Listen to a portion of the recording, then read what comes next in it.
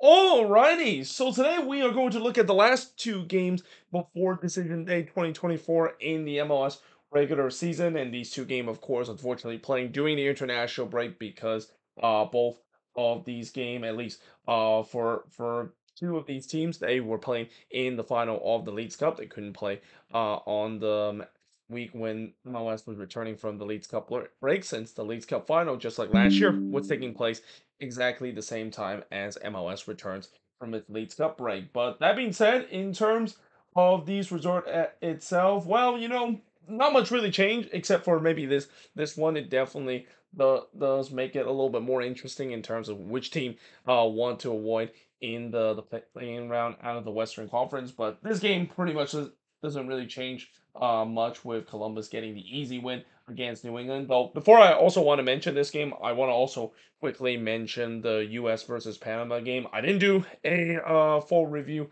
of that game, mainly because I usually don't do reviews for U.S. games that are friendly. And I know, yes, it was a bit of a special game for the U.S. because it was the first game in charge of new boss Mauricio Pochettino. But it was still a friendly, and I knew coming into this game that obviously I know that it's very important for Pochettino to get off his first game in charge of the national team off to a win, which is exactly what they did. But I also kind of had a feeling that it wasn't going to be anything spectacular, and it wasn't. I mean, I watched for the entire first half before I did.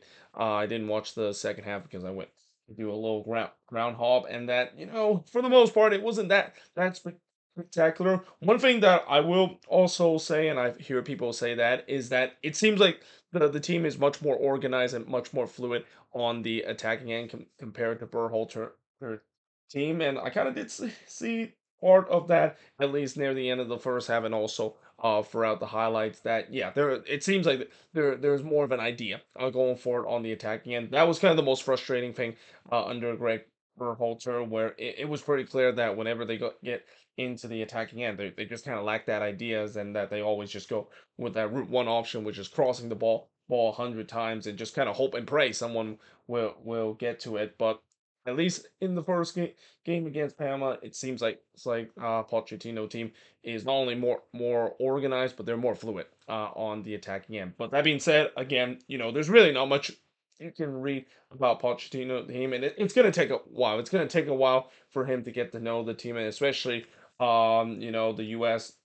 The only big competition that they have left from now to the World Cup is the Nations League, and also in the Gold Cup, and we'll see whether or not if Pochettino can do well in those tournaments. I mean, the expectation is obviously win both of those tournaments, but we'll see how he's going to continue to improve the team and continue to learn about this team as the U.S. are hoping to march into the World Cup, which is going to be playing at home with some momentum, and potentially could go on a deep run, as Pochettino has already mentioned that there could be a chance that this team might not just get out their group, but also can make a deep run, since they are one of the host nation. But that being said, going back to this game between Columbus and New England again, yeah, this was kind of expected. I mean, I know that Columbus were missing some guys, but yeah, New England, it looked like they were in Cancun mode, and it feels like that defense was in Cancun mode in this game, because they did not show up whatsoever in this one, at least on the defensive front. And it all started in the fifth minute, and of course he has to score against his former team. I mean, you just kind of had a sense that with DeJuan Jones playing into this game, and I know he still loved New England, but yeah, it's kind of bittersweet that not only he gets on the score sheet first from Jackson and Chambos, but he kind of celebrate, but then kind of also didn't celebrate at the same time. I mean, I can understand, because it was an absolute banger that he scored. That is very hard to basically just not celebrate, even when you score that banger against your former team. But nevertheless, Columbus got to a good start in this one. Langoni did look to answer, but he hits it right to Romero. Good news for Abraham Romero. He did not get sent off in this game. And the even better news for Columbus, they were allowed to have a backup goalkeeper in this game. As you recall what happened last time during the international break, when they only had Romero as the only goalkeeper. Romero got sent off, and they basically were forced to put Steve, not Steve, John Siswatsky. I almost said Steve Siswatsky. be there in goal there. So yeah, fortunately for Columbus, they didn't have that same ordeal in this game. But that being said, unsurprisingly, I thought Columbus had most of the possession. New England was already chasing shadow early in this one, and then just a couple of minutes later, they would make it 2-0 as Matan would score from Chambos to make it 2-0 in favor of Columbus. That also came off just a terrible goal distribution for Ivicic. So not only the fact that the defense was falling apart for New England, even the goalkeeping was not doing well for New England in this game. And I also wrote this could get ugly for New England because remember last time when both of these teams played against each other at Gillette Stadium in Foxborough, Columbus won 5-1 in that game. It looked like we could have a repeat of a 5-1 with the way how this was starting. Jackson then hits one right to Ivicic before Parker hits it wide from the corner. Arston then puts it wide from close in the 30th minute. Surprisingly, the shots were actually still pretty even, 5-4, despite the fact that I thought the Crew not only were by far the better team, but it was pretty much all Crew, at least in the first 30 minutes. Chambos then hits it right to Ivicic before Baroni on the other end puts it wide from close range. As I thought both teams started exchanging chances, looking for the next goal. Arston then puts it high from close after New England once again did not do well clearing the ball there. The refs defense, as I mentioned, they were in Cancun mode. Like they did not show up whatsoever in this game. Rossi then puts it wide from long range, and we do head to halftime with Columbus leading 2-0, and probably could have scored a couple more goals if they were just a little bit more clinical. Besides that, the fast start that they had in this game. In the second half, Harks would then put it way wide from long range, as I thought it was a much more positive start for the Revs. Again, whatever Caleb Porter said at halftime, at least it kind of worked out a little bit. Which again, I'm kind of surprised by that because at this point, I wasn't expecting whatever Caleb Porter said to the team would actually get a reaction. Considering he's been pretty much kind of like a dead man walking ever since the beginning of June.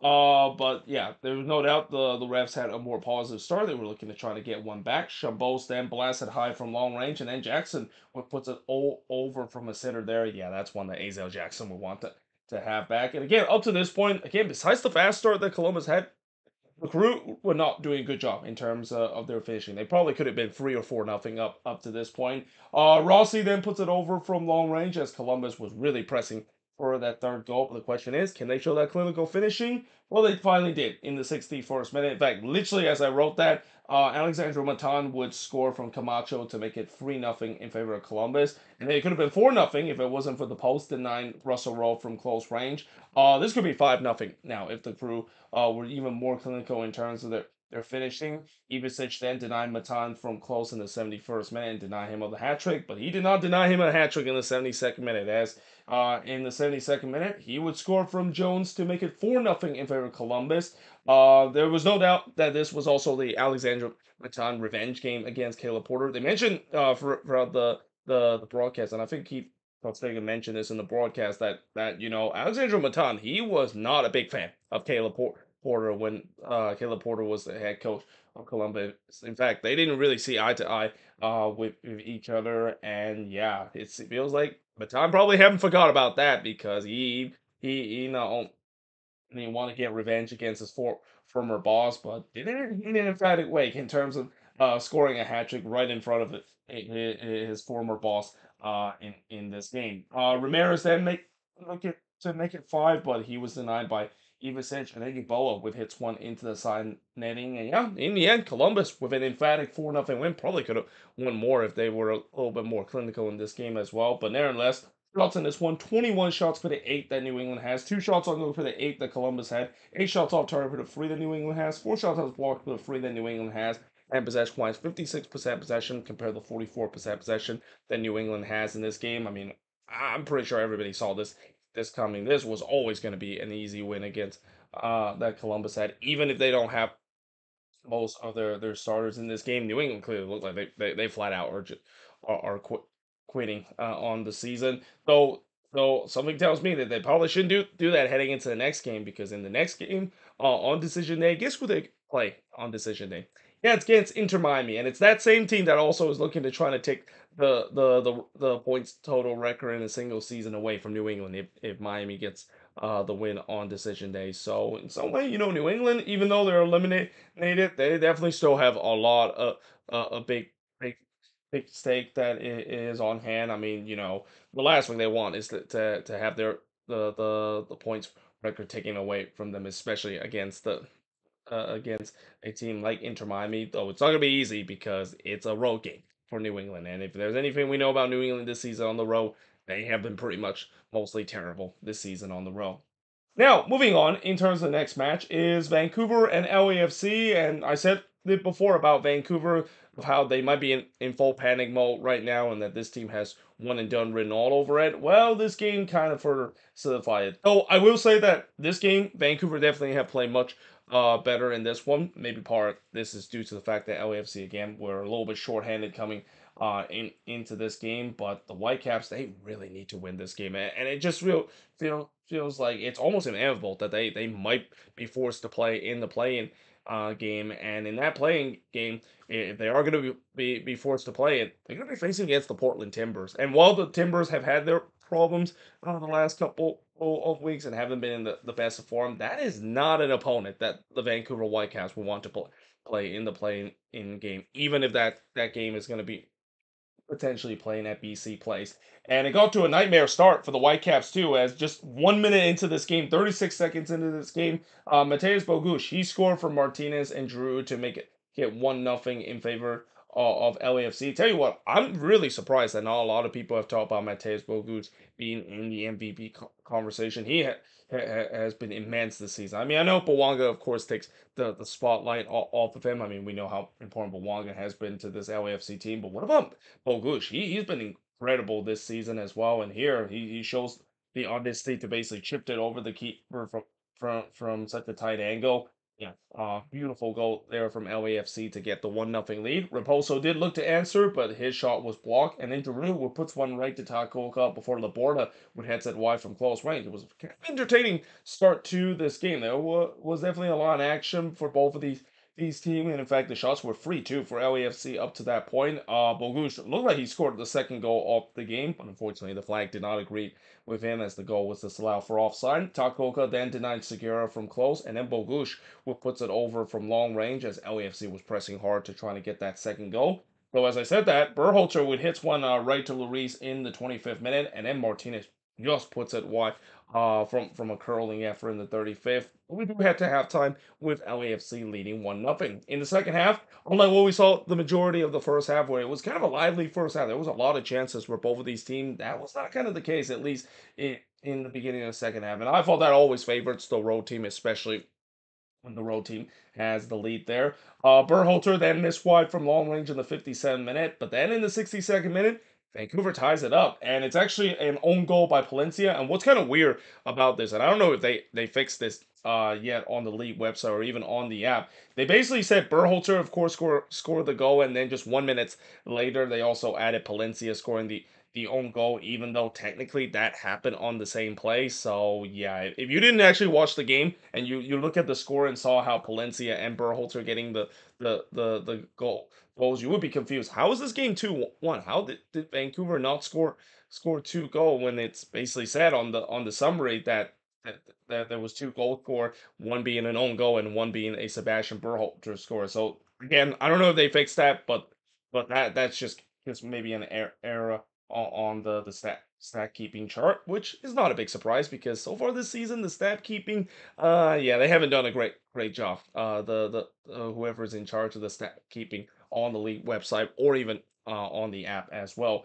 But in the 65th minute, Schupp did look for another, but he heads it wide, and then Whitewood heads it wide from close in the 74th minute. The momentum was definitely with Vancouver. They were pressing hard to try to get the win, and it was important too because they want to stay out of that play in spot for the playoffs coming into this game. If they would have won this game, they would have climbed themselves back to seventh position and out of that play in spot. White then hits it wide again from close range before Krylak had a header that was clear off the line by Tillman there. White then hits it right to Lloris in the 89th minute. Vancouver was pounding on the door. Like they were putting all sorts of pressure. LAFC looked like they were hanging on to trying to get a point out of this game. What's kind of crazy is that a couple of weeks I said the Galaxy looked like they clinched the top seed in the Western Conference. That actually is not true. LAFC actually still have a chance to get that top spot. Although a lot has to go right for them. First, of course, they need to get a win against the San Jose Earthquakes, which seems like that is a given. But also they need to hope that the Galaxy would lose against the Dynamo to get the top spot in the Western Conference. But yeah, they were holding on for dear life, trying to keep a small hope that they can at least have a chance to finish not only in second but maybe get the top spot. Though in the first minute stoppage time, Kai Kamara looked like he was trying to steal it late, but he hits that one wide in the first minute stoppage time. But then in the third minute stoppage time, Ilya would steal it for LAFC as he scored here from Kai Kamara and Ordaz to make it 2-1 in favor of LAFC. And while it was a great bang or kind of goal from Ilya there, it was absolute shambolic defending there from Vancouver. First of all, you can say that it was a nice move by the youngster Nathan Ordaz to just goes by two Whitecaps defense, but that should not happen. And then what's even worse is that Kai Kamara was having his back toward goal. The fact that he was still able to lay that ball off to Ilya and just basically the entire Whitecaps defense just kind of stood there, watch Ilya to shoot that one from range. Yeah, that is just criminal defending there from Vancouver, and it's no wonder why this team is going to finish this game now 6 games without a win heading into decision day. White did look to answer, but he was denied by the post, which just kind of sums up Vancouver run lately. It's just been a disastrous run in that, as I said, this team looked like they have one and done written all over it, and that one and done might be coming in the play-in round, not actually in the first round as well. Shots in this one, 17 shots for the 12 the LAFC had. Both teams had 4 shots on goal, 5 shots off target for the 4 that LAFC had. 4 shots that was blocked for the 8 that Vancouver has. And possession-wise, 49% possession compared to 51% possession that LAFC has in this game. And yeah, for LAFC, kind of a bit of a smash and grab in this game, especially in the second half where it looked like Vancouver was going to get the win here. But like I said, for the Whitecaps, yeah, they gotta sort this out because this is not looking good for them, and that now again they might have to play in the playing round. And as I said, it doesn't really matter if that game is at BC Place or at Providence Park. I don't know if the Whitecaps will have the better over the Portland Timbers in the playing round if that is going to be it, and that you look at the run of form down the stretch. I mean, it's just it doesn't inspire this team to go deep in the playoffs whatsoever. But there you have it. That is pretty much it in terms of this quick review of these 2 games that happened during the international break, and also a little quick recap of the U.S. versus Panama game. By the way, the final score of that game, I don't know if I mentioned, it was 2-0 in favor of the U.S. Goals come from Yunus Musa and Ricardo Pepe as well. But either way, hope you guys enjoyed this video. If you do, make sure you guys leave a like, smash the subscribe button, and yeah, I of course will see you guys next time.